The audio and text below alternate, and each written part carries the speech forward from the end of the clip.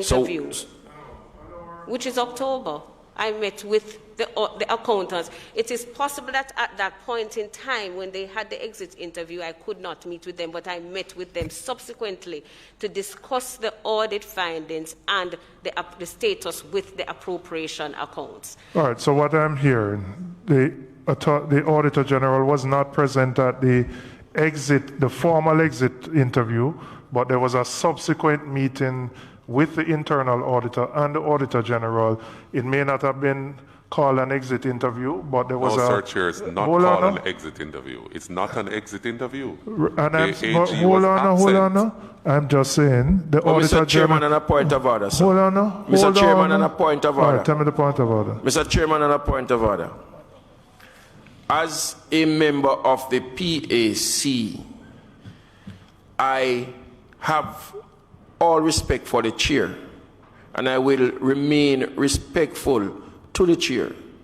But if I ask a question as a member of the PAC committee, it means that I want clarity from the person who I ask of. And Mr. Chairman, for you to be giving me your opinion as to the answer or how the mindset of the person that I ask of is not doing justice to the situation. So, Mr. Chairman, I would humbly ask that you give the person who I ask a question of enough time for them to give me an answer for me to be comfortable or be satisfied with, because I'm never going to be satisfied with your answer as it relates to your opinion of the person's answer. And respectfully, I did not give my opinion, right? I simply repeated what was said before. I didn't give an opinion. Mr. Right? Chairman, sir, you can't do that, sir. I didn't give an opinion. It is not your duty. It is not your duty to do that. Well, members, I allow members to ask questions. I don't interrupt. I allow members to ask. But I also have to manage. We have time. We are. Hold on, just allow me. Allow me, please. Allow me, please. On a point of order, Mr. Chairman. Allow me, please. Mr. Chairman, on a point of order, sir. On a point of order, sir. We are not limited to time for PAC. We have all the time for PAC. As much as we are not paid differently, but we have committee meetings that we must come to. And whilst we are here, sir, apart from the fact that we will break until another time because of the House, the chamber, need to be used for the sitting of Parliament. Sir, we have time. That is why John Public send us here. They send us here to get answers. Correct. So don't limit the time, sir, because I have a whole house of question to ask. And what you're doing to me now is putting me in a situation that I might have to curtail, and I'm not going to do that, sir. So please, make we use the time. You're managing the time, manage it wisely by allowing the persons or the parties to answer so that we can be comfortable and we can move on to the next question, sir. AG, go ahead. Go ahead with what, Mr. Chairman. I don't know what I'm to. The member asked a specific question.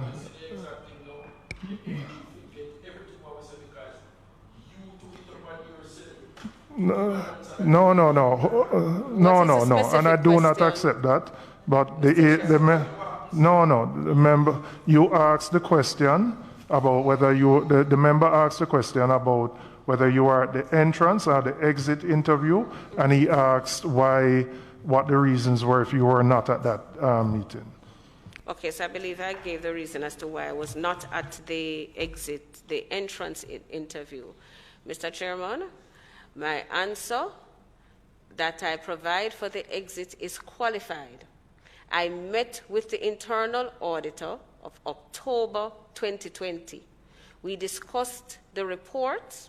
We discussed the matter with the appropriation accounts. What I'm not going to I do not want to say something that is not so, because though my corporate service director is saying to me that that was the exit interview, I do not have it in my mind that it was the exit interview, and that is the reason why I have not said to you definitively that I was at the exit interview. But I know I had all the discussions with the internal auditor. In fact, I have had discussions even before that with the internal auditor, asking him, reminding him that if he's not getting the information that he desires, that he should, because I am not copied, and I've asked him to copy me on the emails, whatever he requires. Last week, Mr. Dillon reminded me that I did tell him that he's supposed to include me on the communication, and he had not done so, and he will ensure that he does so going forward. Mr. Chairman, all that the Auditor General just say is sideshow to the questions that I'm asking, because I want to hear from Mr. Dillon now. Is it that the conversation that you and the Auditor General had, whether during the 3 months period or after the exit meeting, if that is constituted as the exit meeting, is it? Yes or no? We only have one exit meeting. Sorry? We only have one exit meeting, formal exit meeting. So one exit meeting. So was the Auditor General there? Was the Auditor General present at the exit meeting? No. That is what I want to hear, so we can go on and question further. All right, thank you. Hold on, Member Wilson. Member Sibley's had his hand up. Just the Auditor General said that when she had the meeting with the Chief Internal Auditor in October, she's qualifying the exit meeting. I'm just not used to that term, and I would like the Auditor General to explain that term. It's the first I'm hearing that term. So could she explain to me what she means by qualifying the exit meeting? But before the Auditor General answer that, Chair, I have a general question that I just want to ask the Auditor General. She being the Auditor General, does it mean that all persons within that department report directly, all the senior persons report directly to her?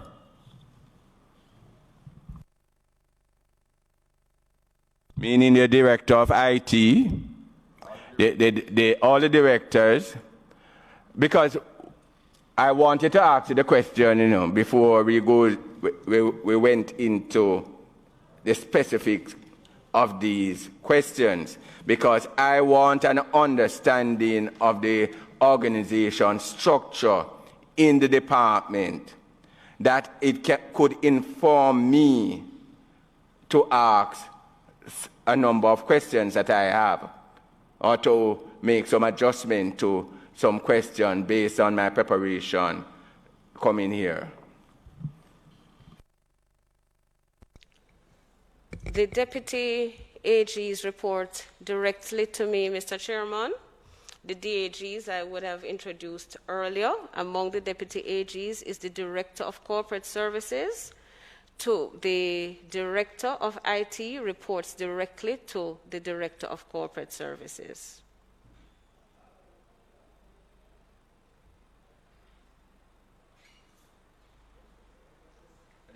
That's the second question, and I'm glad you answered that, because I now know going forward the structure, and that the IT person reports to the Director of Corporate Services, who is here, and therefore should be able to answer the questions because that person report to him, and he would have been able to apprise himself of all the information, and he would be able to make contact to get that information.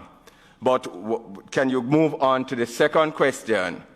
That term of art that you mentioned, I am not used to it, and I don't know if maybe other persons within this chamber is used to it. What do you mean by qualified exit interview? No, I didn't say I qualify an exit interview. I said I wanted to qualify my statement. Because whereas I know that I met with the internal auditor in October of 2020 last year, I could not definitively confirm that that was the exit interview, or did we meet after, based on the fact that I was not available for the exit interview. But I know we met in October of 2020. And that's what I meant when I said I'm qualifying my statement. Okay, thank you for the clarification. I want to go back to what has taken us here, which is the draft business continuity plan. The draft plan that was sent to the chief internal auditor by your IT person, and that you are first hearing about this draft today, this ICT draft business continuity plan. But there is something that you said within all of that, which is you are of the view that the scope was to look on the business continuity plan of the department, and that by way of implication, and those are my words, by way of implications, you are of the view, by sending the auditor the business continuity plan, it is the disaster recovery plan. It means that all other areas would have been okay, and it is just the ICT that the auditor is concerned about. With all due respect, Madam AG, I find that difficult to accept, because when an auditor asks for documents, no one should be of the view, especially an auditor of many years, should be of the view that the auditor is looking at all the areas within the file or the document that he or she requested. And that, for an auditor to do that, or anyone to do that, that's really speculative. And all persons know that when auditors ask for a document, it doesn't mean that their scope is within the entirety of the document. Thanks for that, Member Sibbles. We will respectfully disagree on that point, and I accept your position on it. My point differs. It is my view, as I said, based on what was communicated, based on discussions, even based on discussions that we had last week with Mr. Dillon with respect to the business continuity. I am aware that Mr. Dillon had a concern that there was no business continuity plan for ICT, and we responded as such. But I was not aware that Mr. Dillon did not examine any other area as it relates to the disaster preparedness. And certainly, I did not know, and the information will be presented, Mr. Chairman, because I have received certainly, there are persons watching from the office. So they have sent me the snippets of the information in terms of the approved ICT plan. So I will ensure that all that information is sent to the PAC before the end of the day. All right, hold on. Just in terms of order, hold on. I have Member Charles, I have Member Wilson, I have Member Clarke. Just a point before you go on to other members, but I would recommend, Chair, that the Auditor General send the document to the Chief Internal Auditor. I think, respectfully, I think that should be the proper procedure for the Chief Internal Auditor to review same and to give us an update, because if I get those documents just as that, I am going to probably forced to go into a next life and do some audit. And I wish for the Chief Internal Auditor to do his work and to do the follow-up as he needs to do. That point accepted, member. It should be sent to the internal auditor and also to the committee. I just have something to follow up, Mr. Chairman. In the internal auditors, what is this? The Ministry of Finance.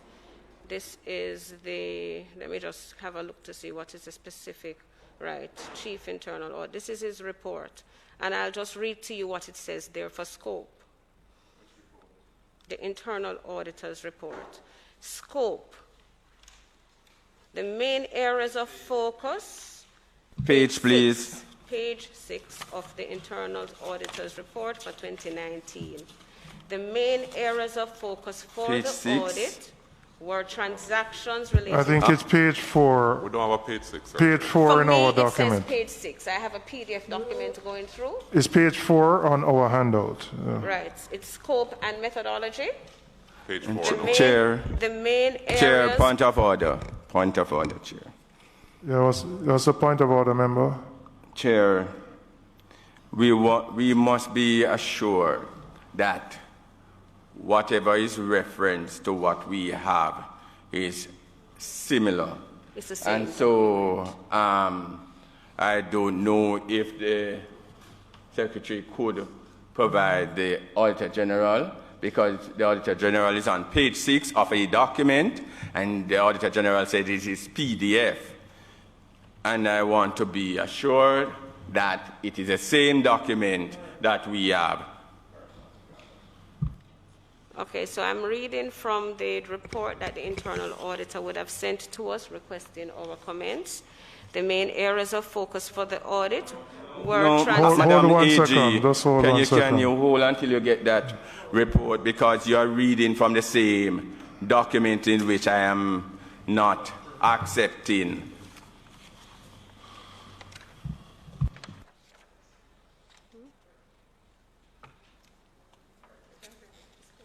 Okay, well, this says the same thing. It says page 4. Okay, fine. The main areas of focus for the audit were transactions relating to... Use your mic, please. The main areas of focus for the audit were transactions relating to payroll, salaries and traveling allowance, human resources, procurement, inventory management, expenditure control, cash and bank management, and business continuity. Mr. Chairman, I did not interpret that business continuity as being restricted to ICT. It did not say so. And as I indicated to you, it is not until the report was submitted, the initial findings that was sent. On a point of order, Mr. Chairman. What's the point of order, Member Clarke? The gentleman, Mr. Clarke, that he had given us he made a presentation earlier on the premise that you gave him the permission. And I think I heard that when they questioned the members from the AG department, they were told that certain documents were not in place. And so you had to move from those specific directly into IT, right? Am I correct?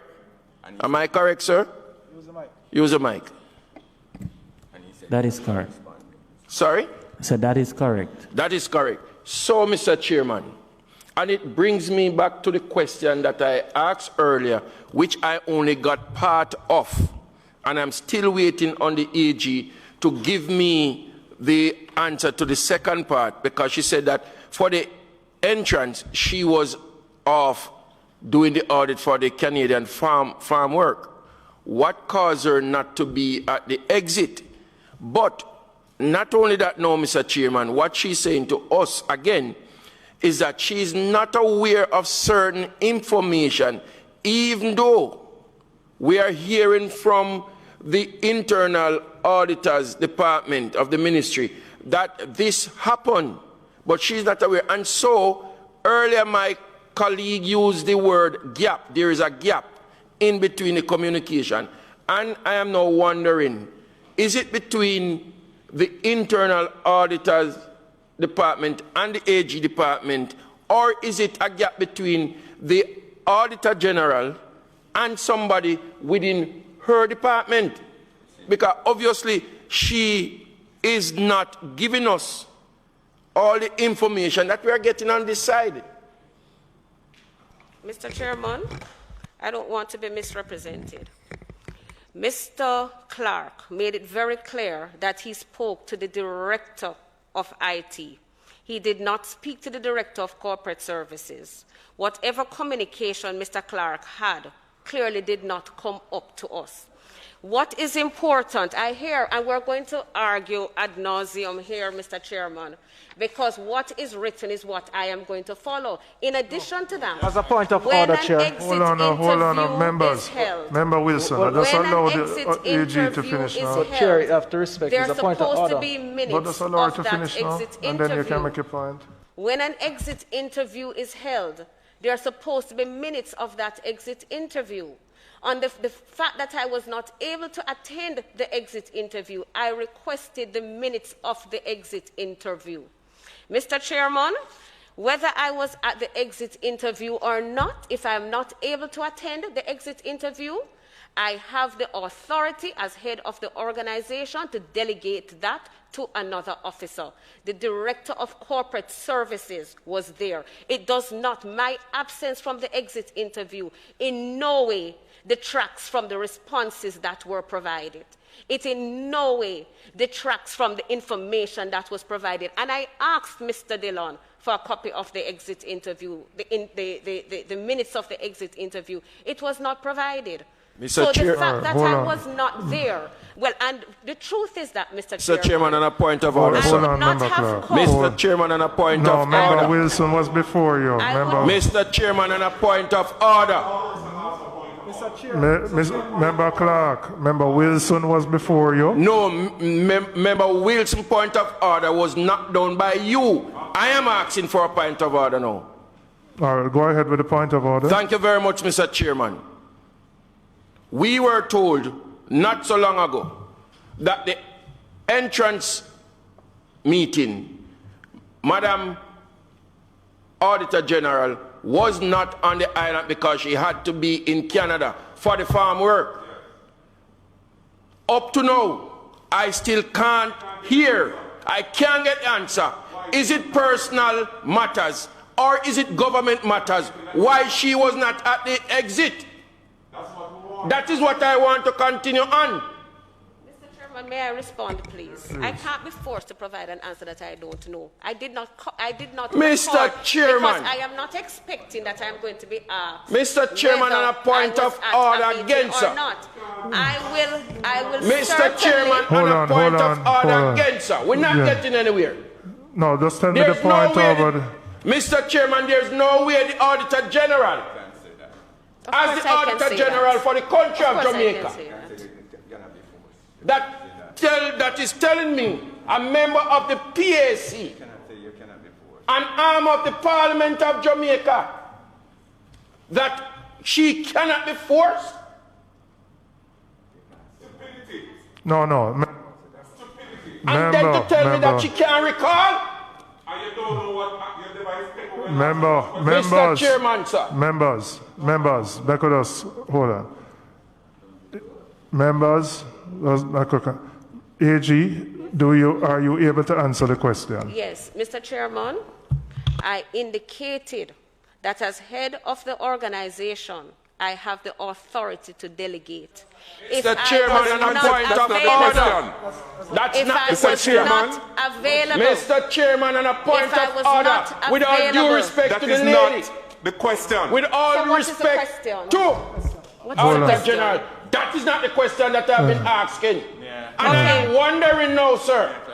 I am now wondering, why is it that the Madam AG is finding it so difficult to say exactly what caused her not to be? Is it personal or is it government business? All right.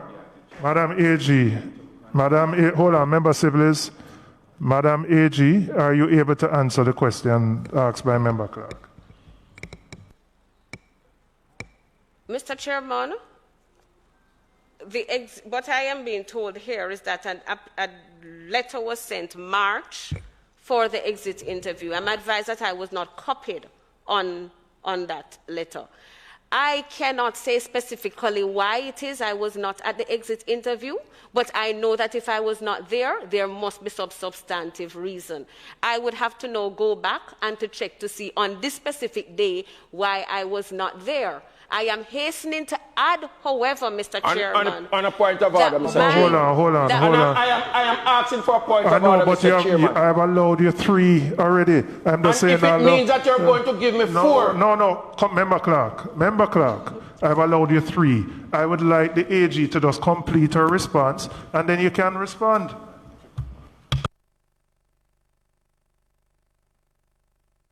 Go ahead, Madam AG. Mr. Chairman,